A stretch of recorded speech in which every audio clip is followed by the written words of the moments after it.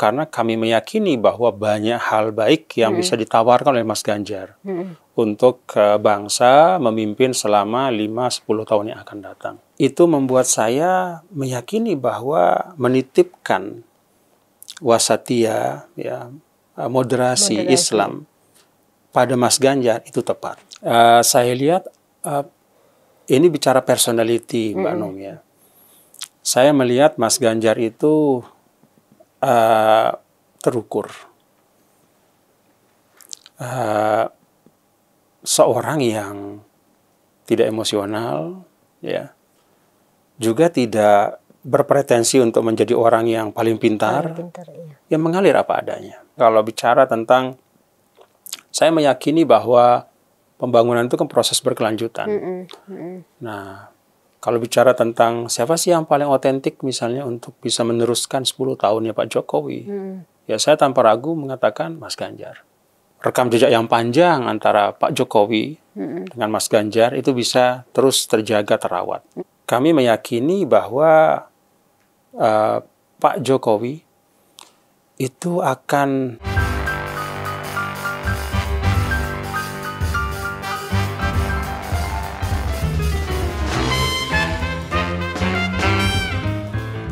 Halo pemirsa Cokro TV, bersama saya Nong Darul Mahmadah dalam program acara Seruput Kopi. Seruput Kopi kali ini saya mengundang tokoh yang dari dulu sudah saya harapkan datang ke Cokro TV, ya. Dan alhamdulillah hari ini saya bisa mendatangkannya, dan inilah dia Tuan Guru Bajang Muhammad Zainul Majdi atau TGB, ya. Dikenalnya itu sebagai TGB Zainul Majdi. Nah, terima kasih. Sama-sama, Tuan Guru, ya. Jadi saya masih agak kagok nih dari tadi Bapak, Bapak Tuan, Bapak TGB. Tapi mungkin enaknya Tuan Guru, ya. Makasih. Jadi Tuan Guru ini pernah menjabat sebagai gubernur 2 kali di Nusa Tenggara Barat, ya, di tahun 2008 sampai 2018. Itu luar biasa, seperti Mas Ganjar jadinya, ya, di Jawa Tengah. Alhamdulillah 2 periode, ya. Dan sebelumnya juga anggota DPR, ya. Iya, sempat 4 tahun. Satu periode kurang 1 tahun. Oh, jadi ketika menjabat jadi anggota DPR itu ikut pemilihan untuk gubernur, ya. Iya, di tahun terakhir itu. Di tahun terakhir, ya. Dan itu sampai 2 periode di. Alhamdulillah, ya. Nah, sebelumnya Tuan Guru kan di Demokrat untuk untuk menjadi istilahnya alat mobil kendaraannya lah, ya. Itu lewat Demokrat, ya. Tapi sekarang lebih dikenal sebagai politisi Perindo. Iya, sekarang saya di Perindo. Nah, kita tahu juga bahwa Tuan Guru juga salah satu menjadi wakil ketua dari tim pemenangan nasional TPN untuk calon presiden Ganjar Pranowo. TPNGP, ya. TPNGP, ya. GP-nya itu Ganjar for President. Oh, jadi udah langsung, ya, nggak ada cawapres lagi, ya. Enggak. Insya Allah. Insya Allah. Mudah-mudahan diberkati ini, ya. Terima kasih sekali lagi Tuan Guru untuk hadir di sini. Kita akan ngobrol-ngobrol nih, karena sekarang nih lagi rame juga, ya, terkait kita pengen tahu, karena posisi Tuan Guru kan sebagai salah satu wakil di TPN. Mungkin pemirsa Cokro TV pengen tahu gimana strateginya gitu untuk kita tahu bahwa suasananya itu udah lain nih, gitu kan. Suasananya tuh udah lain ketika akan memenangkan atau membawa kemenangan untuk Mas Ganjar sebagai presiden. Mungkin sedikit kita dikasih bocoran lah, sebenarnya gimana? Ya, Assalamualaikum warahmatullahi wabarakatuh, Mbak Nong, ya, dan teman-teman di Cokro TV. Jadi yang pertama, saya tadi sudah menyinggung bahwa GP itu Ganjar for President. Tapi P-nya itu juga Ganjar untuk positive campaign. Oh, positive Jadi campaign, memang ya. kita ingin, ya, bahwa kontestasi Pilpres ini itu didominasi oleh hal-hal yang positif untuk kemajuan bangsa. Kenapa kita mengusung kampanye positif? Karena kami meyakini bahwa banyak hal baik yang bisa ditawarkan oleh Mas Ganjar untuk bangsa memimpin selama 5-10 tahun yang akan datang.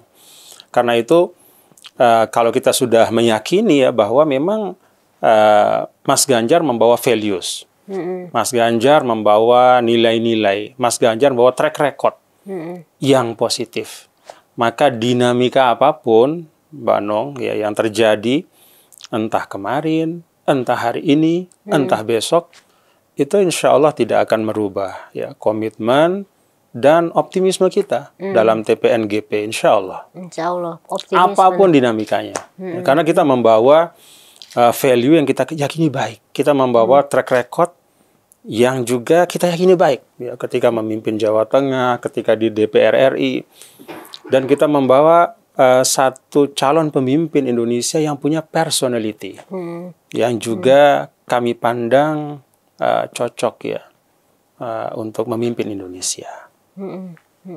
Nah, kalau misalnya kita katakanlah berkaca pada kampanye-kampanye presiden sebelumnya, itu kan dianggapnya mengerikan ya, Tuan Guru ya. Hoaks bertebaran, fitnah bermunculan.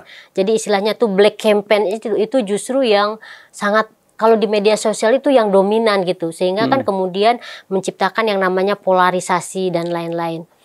Nah, bagaimana tadi dibilang bahwa Tuan Guru itu ingin GP ini positif campaign gitu kan.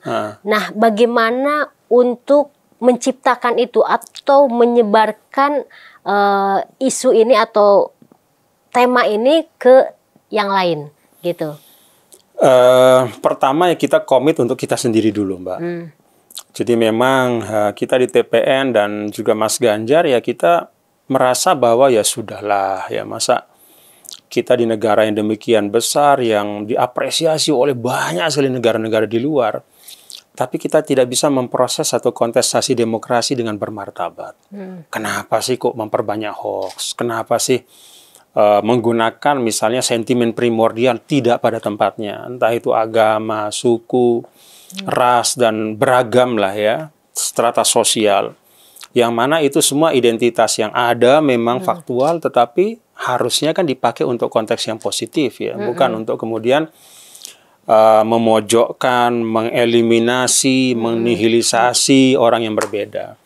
Jadi kami merasa bahwa ya bagian dari kontribusi kita di TPN GP ini dalam kontestasi Pilpres tidak hanya sekedar sebagai perangkatnya Mas Ganjar untuk kita mengikhtiarkan beliau sebagai pemimpin atau presiden, tetapi juga lebih dari itu kita ingin menjadi bagian yang mengajak semua gitu untuk yuk kita kampanye positif. Jadi kami mulai dari diri kami sehingga insya Allah semua yang keluar dari TPN itu sifatnya adalah hal-hal yang positif ya. Hal-hal yang membangkitkan optimisme, hal-hal yang menyamankan begitu.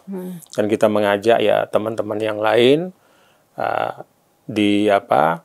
misalnya di tim capres yang lain untuk yuk sama-sama kita bangunlah situasi dan suasana yang positif. Ini kenduri bangsa. Kita hadir dengan riang gembira. Hajatan bersama-sama gitu ya. Ya boleh aja perbedaan sekeras apapun, tetapi kan harus ada maturity juga, ada kedewasaan gitu. Jadi perbedaan tidak kemudian dijadikan sebagai alasan untuk memecah belah ya. Tetapi ya ini menghadirkan opsi kepada masyarakat. Kami punya gagasan seperti ini. Kami punya rekam jejak kayak begini. Itu yang kita hadirkan. Nah, apa sebenarnya alasan yang mendasar dari Tuan Guru untuk memilih Mas Ganjar? Gitu. Tadi dibilang kan values-nya ada, tapi mungkin bisa lebih didetailkan gitu ya. Kenapa kok seorang Tuan Guru ini memilih Ganjar bukan calon yang lain, bukan orang lain gitu? Yang pertama ya, jadi tadi Mbak Nong menyampaikan tentang beberapa beberapa perkhidmatan di ruang publik bagi saya ya. Misalnya pernah jadi anggota DPR walaupun tak sampai 1 periode, kemudian sempat berkhidmat sebagai gubernur 2 periode. Saya ini alumni Al-Azhar Kairo, dan guru kami itu yang disebut dengan Syekhul Azhar, the Grand Sheikh, itu selalu menyampaikan kepada saya dan juga kepada para alumni di Indonesia, yang intinya kalau bahasa kita itu, saya nggak peduli kamu mau jadi apa. Kamu berada di pemerintahan, di bisnis, di pendidikan, atau apapun. Yang penting, dimanapun kamu berada, kamu melakukan kerja ta'zizul wasatiyah, mengokohkan moderasi Islam. Jadi, secara natural kami alumni Al-Azhar memang akan merasa lebih dekat ya dengan mereka, dengan tokoh ya yang memang kami lihat ada nilai-nilai wasatiyah itu. Dan dalam kontestasi Pilpres kali ini ya saya melihat bahwa pada diri Mas Ganjar, baik di pribadi beliau, kemudian statement-statement beliau, kemudian kebijakan beliau ketika memimpin Jawa Tengah, kemudian juga latar belakang dari misalnya keluarga beliau, Ibu Atika, itu membuat saya meyakini bahwa menitipkan wasatiyah, ya, moderasi Islam pada Mas Ganjar itu tepat. Itu yang pertama. Lalu yang kedua, saya lihat ini bicara personality, Mbak Nong ya. Saya melihat Mas Ganjar itu terukur. Seorang yang tidak emosional, ya, juga tidak berpretensi untuk menjadi orang yang paling pintar, yang mengalir apa adanya. Personality yang menurut saya bagus ya. Di situ ada maturity, ada kedewasaan, ada juga ketenangan ya. Yang menurut saya itu juga penting untuk suatu negara dengan keberagaman seperti ini ya. Yang yang membutuhkan pemimpin yang bisa mengayomi ya. Nah, saya melihat personality beliau dan juga relatif sangat mudah gitu untuk diakses ya. Sangat mudah untuk duduk bersama ya dengan otentik ya. Tanpa pencitraan dan dibuat-buat gitu. Tanpa harus mendekat pada pemilu misalnya, tapi ya memang begitulah apa adanya. Saya punya pengalaman pribadi beberapa kali juga dengan beliau. Kebetulan kami kan goeser barengan lah gitu ya. Beliau sempat ke Lombok juga dengan Mbak Atikoh ya, kita goes bersama. Ya saya bisa menyaksikan juga gitu bahwa ya apa adanya gitu ya. Itu personality. Kemudian yang ketiga ya rekam jejak.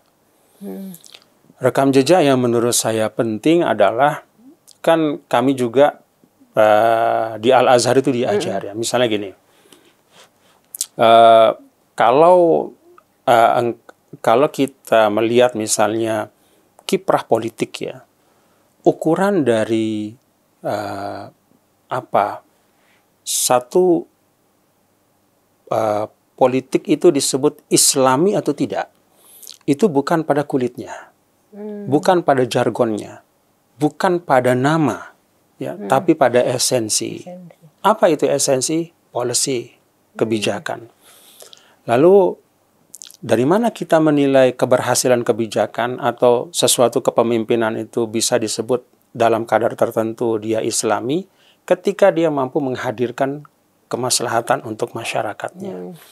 Nah, kalau untuk Indonesia, salah satu ukuran kemaslahatan yang kita kejar adalah bagaimana terjadi pertumbuhan yang tidak memperlebar jurang ketimpangan.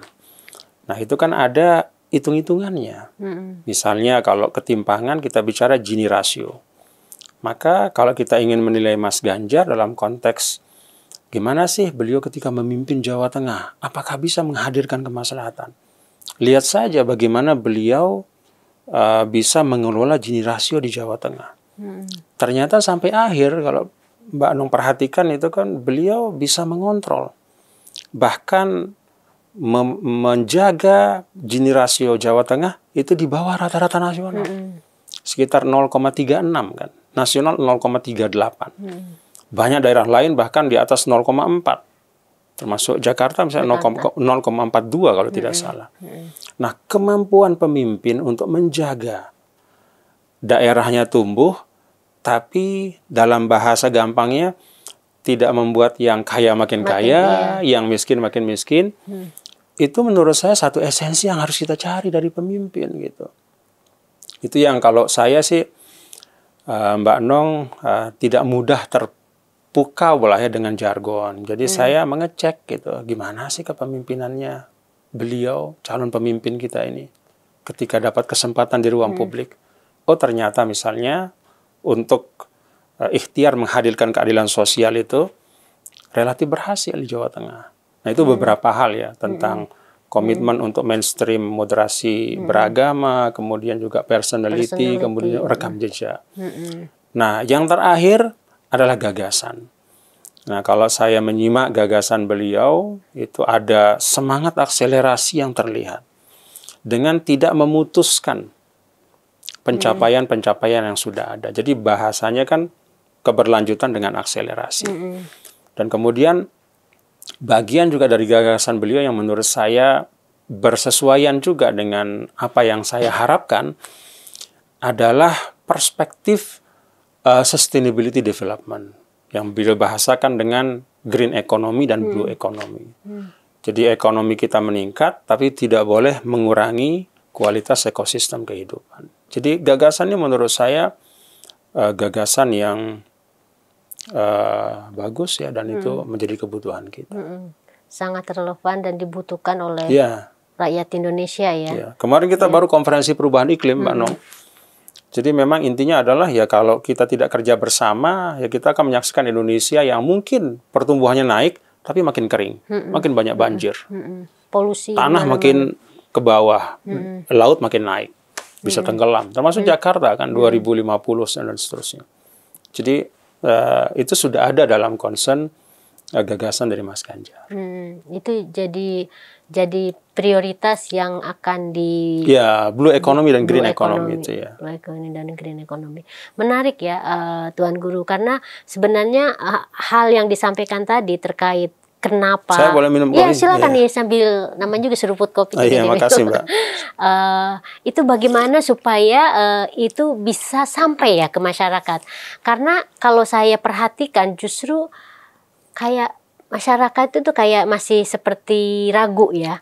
Selalu misalnya dilihatnya, ini aja ya, belak-belakan aja ya Tuan Guru. Misalnya selalu dilihat posisi Mas Ganjar itu seakan-akan hanya sebagai petugas partai gitu kan. Bahkan ada yang lebih jahat lagi, misalnya hanya karena wawancara waktu itu dengan salah satu podcast gitu. Ada yang tadi seperti dibilang oleh Tuan Guru bahwa gayanya Mas Ganjar itu kan memang begitu, apa adanya, suka spontan kayak gitu-gitu kan. Misalnya ketika wawancara soal yang porno-porno gitu, itu kemudian dijadikan terus kayak semacam stigma yang ditempel terus seperti di ininya Pak Ganjar. Nah itu gimana menurut Tuan Guru? Ya menurut saya sih memang seseorang itu kalau berada di ruang publik, dia diukur dari apa yang dia hadirkan di situ. Masalah-masalah private itu bukannya tidak penting, tetapi yang paling utama adalah apa hal konkret yang dihadirkan di ruang publik untuk kemaslahatan masyarakat. Dan karena itu saya sih berharap ya bukan hanya terhadap Mas Ganjar, tapi semua calon-calon pemimpin kita ya, kita lihat bagaimana rekam jejaknya ketika berada di ruang publik ya, berkhidmat untuk untuk bangsa dalam konteks apapun gitu. Kan kita bisa melihat rekam jejak itu. Si A sudah melakukan apa, bagaimana statistik pertumbuhan di tempatnya atau kemudian dan seterusnya lah ya. Bagaimana ketimpangan yang ada dan seterusnya. Jadi saya sih mengajak mari kita fokus ke situ. Dan ya kalau sebagai seorang muslim kan ada istilah wahyu yang turun pertama kan Iqra. Jadi memang kita perlu meliterasi diri kita terhadap para pemimpin kita. Dengan literasi itu maka kemungkinan kita untuk keliru di dalam memilih calon pemimpin itu semakin kecil. Dan kalau misalnya tadi ada istilah Mas Ganjar misalnya, wah dia itu identik sama partai A misalnya. Ya kita perlu juga memahami ya bahwa memang ruang yang dimungkinkan oleh konstitusi kita ya, di dalam hal pencalonan presiden itu kan cuma satu, hanya lewat partai. Lewat partai ya. Beda dengan misalnya gubernur, bupati, wali kota, itu bisa independen gitu.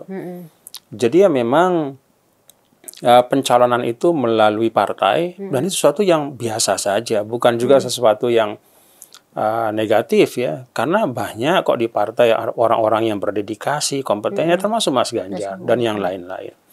Jadi bisa saja berangkatnya dari mana saja, ya, memakai baju apa saja, tetapi otentisitas dari figur itu kan ada. Kita bisa melihat dia jati dirinya kayak apa.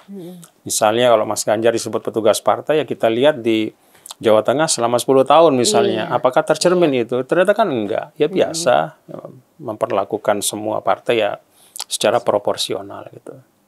Jadi saya mengajak ya kita lihat secara lebih komprehensif lah. Dan satu lagi itu yang mungkin kalau boleh saya tambahkan dari 4 kenapa Tuan Guru memilih Mas Ganjar. Kalau kita lihat sekarang kan udah kelihatan tuh soal bagaimana keluarganya, membangun keluarga yang kita misalnya melihat family man. Betul. Ya, dia family man. Dan itu sekarang kita dulu mungkin waktu di Jawa Tengah nggak terlalu kelihatan gitu ya. Tapi sekarang itu bagaimana misalnya hubungannya dengan anaknya, dengan istrinya, terus bagaimana anaknya itu ternyata cerdasnya luar biasa seperti gitu ya.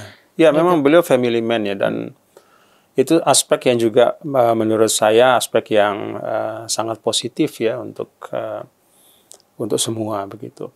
Sebenarnya Mbak Nong bukan hanya 4, bahkan bukan hanya family man, tapi misalnya kalau bicara tentang, saya meyakini bahwa pembangunan itu kan proses berkelanjutan. Nah, kalau bicara tentang siapa sih yang paling otentik misalnya untuk bisa meneruskan 10 tahunnya Pak Jokowi, ya saya tanpa ragu mengatakan Mas Ganjar. Kenapa saya sampai pada kesimpulan itu? Karena ya Mas Ganjar kan berada di rumah politik yang sama dengan Pak Jokowi. Ya. Sekian belas tahun. Ya, bahkan puluhan tahun. Kemudian juga ada karakter kepemimpinan yang mirip. Ya, kedekatan dengan masyarakat. Gayanya juga ya. Iya, personality, ada kemiripan ya, walaupun nggak sama. Jadi, dan juga ketika memimpin di Jawa Tengah selama 10 tahun juga ada banyak sekali waktu di mana ada asistensi dari Pak Jokowi sebagai presiden untuk membangun Jawa Tengah. Jadi banyak hal yang bagi saya ya yang paling otentik ya beliau untuk aspek continuity gitu. Bukan berarti ya tidak ada improvement ya, hidup itu selalu kan ada peningkatan, perbaikan ya. Tapi lebih prinsip baik, untuk continuity itu kan kita pegang juga. Jadi banyak hal menurut saya, sehingga di antara putra-putra bangsa yang terbaik ya bagi saya ya Mas Ganjar yang paling tepat untuk memimpin Indonesia 2024. Ya artinya dibandingkan dengan nama-nama kandidat yang muncul misalnya seperti Pak Prabowo dan Mas Anies gitu ya, itu menurut Tuan Guru yang lebih otentik itu adalah Mas Ganjar ya. Dalam untuk hal continuity. Iya. Karena ya kita tahu bahwa misalnya kalau Mas Anies kan itu udah dengan sendirinya slogannya aja kan perubahan begitu ya. Meskipun sekarang ada berkelanjutan. Iya. Nah, saya ngomong soal ini karena mau bertanya terkait yang lagi rame sekarang. Ramai banget nih soal Mahkamah Konstitusi batas usia minimal nih. Apakah itu untuk TPNGP cukup istilahnya tuh mempengaruhi atau ya biasa-biasa aja gitu? Karena kan ini kita ininya berdasarkan media ya Tuan Guru ya, bahwa ada ujung-ujungnya, katanya ini kan dalam rangka meloloskan Mas Gibran menjadi cawapresnya Pak Prabowo. Padahal kita tahu bahwa Mas Gibran itu kan sama rumahnya dengan Mas Ganjar. Itu juga kadang saya pikir masa sih gitu kan. Tapi intinya sebenarnya pertanyaan saya itu, apakah isu yang sekarang lagi rame ini tuh berpengaruh nggak untuk di TPN GPN? Karena itu belum kejadian, Mbak Nom, jadi memang tidak pernah dibahas secara khusus di TPN. Tetapi kami sih berprinsip ya, kami harus siap menghadapi keadaan apapun. Dan tetap tagline-nya itu kampanye positif.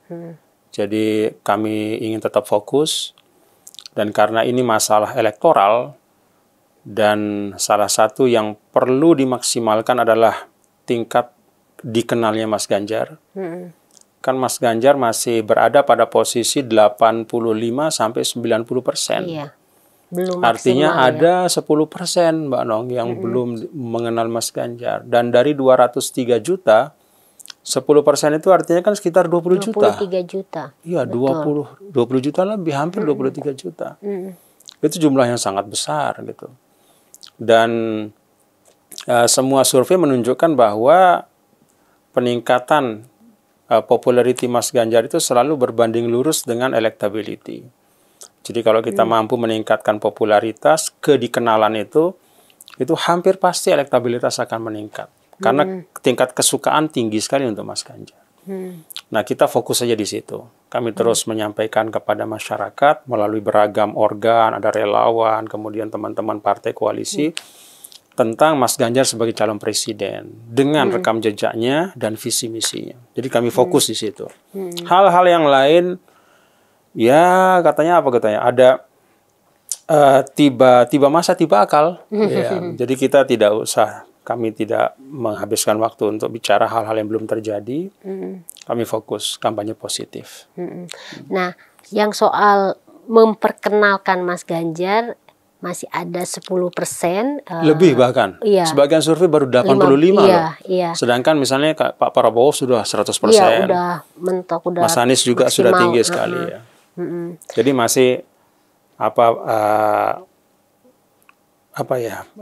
ruang yang cukup luas ya masih untuk meningkatkan. Ada ruang, ada optimis karena ngelihat faktor data itu ya. Nah, kalau kita ngelihat data nih Tuan Guru, dan tadi juga disampaikan bahwa bahkan secara lewat survei pun kita ngelihat data soal masyarakat itu memang ngelihat figur Mas Ganjar tuh sebagai penerus yang otentik itu, penerus yang selalu lebih tinggi kan dibanding yang lain. Selalu lebih tinggi gitu. Nah, terkait dengan itu makanya gimana untuk masuk, karena ini Mas Ganjar identik dengan Presiden Jokowi gitu kan.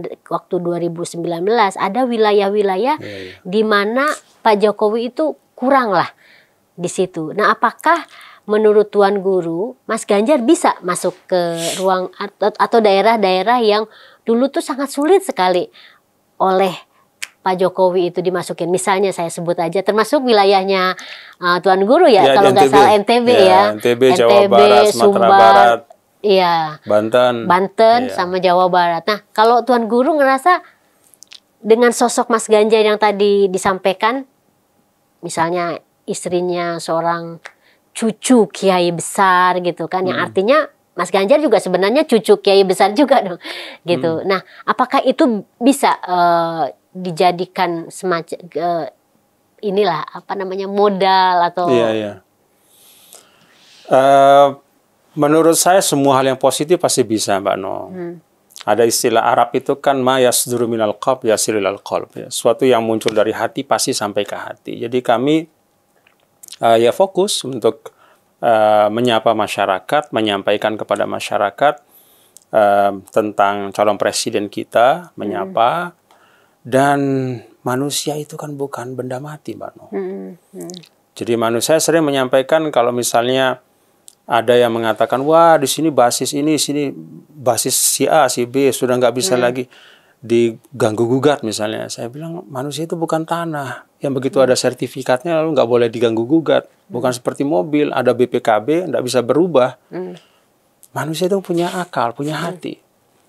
Nah, kalau kita datang dengan sesuatu yang baik, kita bicara dengan kerendahan hati, menyampaikan juga dengan baik gitu. Saya pikir pasti akan tersentuh. Karena saya meyakini tabiat manusia itu baik. Jadi ya kita kampanye positif aja.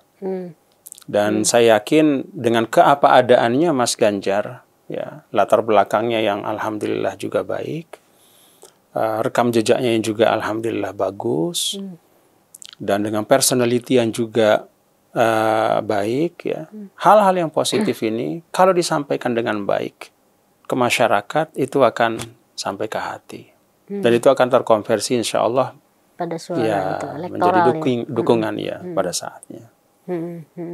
Nah, ini mungkin pertanyaan saya yang terakhir nih, Tuan Guru. Ini soal peran atau pengaruh dari sosok Presiden Jokowi. Kita tahu kan bahwa Presiden Jokowi kan istilahnya approval rate-nya itu masih tinggi. Iya, beda sama presiden-presiden yang mau berhenti ya. Iya, yang sebelum-sebelumnya bahkan mungkin dibilang katanya ini sejarah dalam kepemimpinan, karena di masa-masa akhirnya itu masih terjaga gitu kan. Nah itu kan berpengaruh untuk kepemimpinan berikutnya. Jadi masih ada pengaruh pemimpin sebelumnya itu punya peran yang sangat besar. Kita tahu bahwa mungkin secara verbatim gitu, secara literal mungkin nggak akan pernah terucap dari Presiden Jokowi itu misalnya, ya mungkin cuma sinyal-sinyal aja yang kemudian jadi multi tafsir gitu ya, mau dukung A, dukung B. Iya.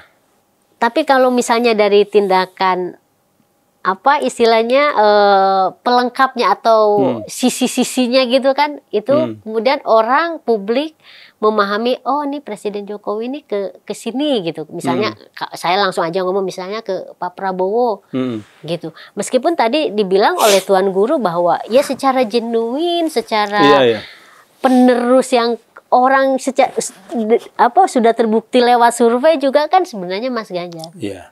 Nah, seandainya gitu ya, bukan seandainya, sekarang kan udah seperti itu.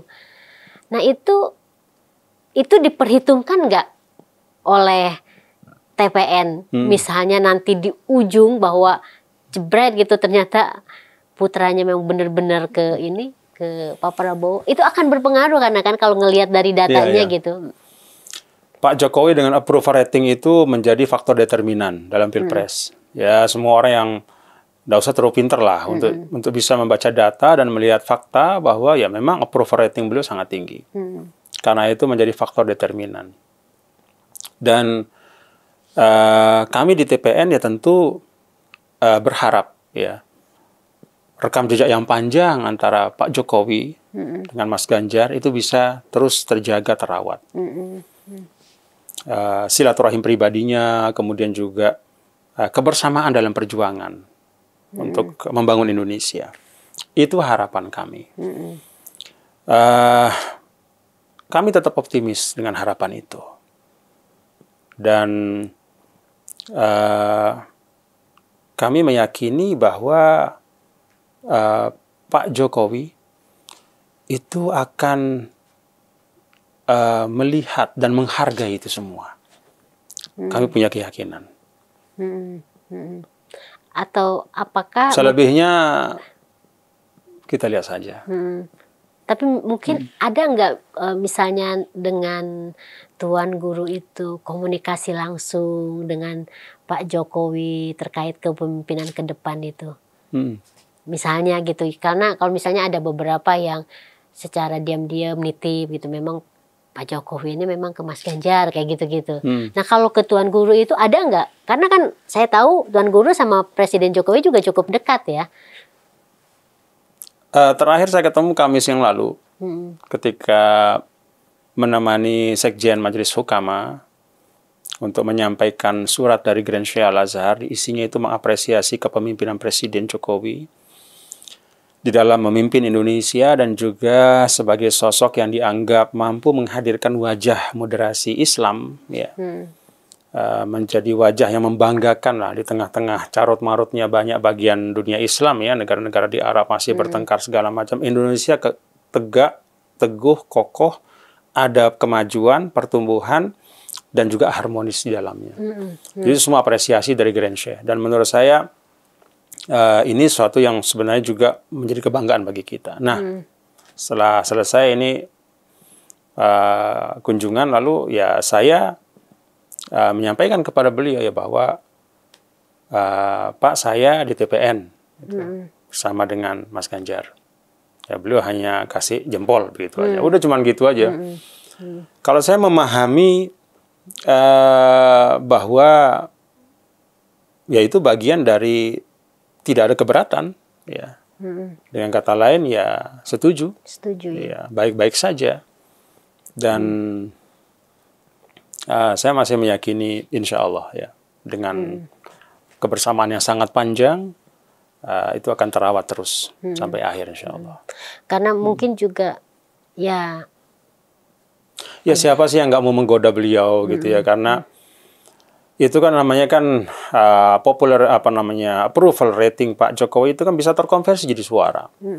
Dan dalam banyak survei juga banyak juga masyarakat yang menunggu kan begitu. Jadi siapa sih tokoh, bahkan tokoh yang misalnya paling lantang menyuarakan perubahan itu kan juga mengirim sinyal kepada publik bahwa saya bukan anti Pak Jokowi kok gitu.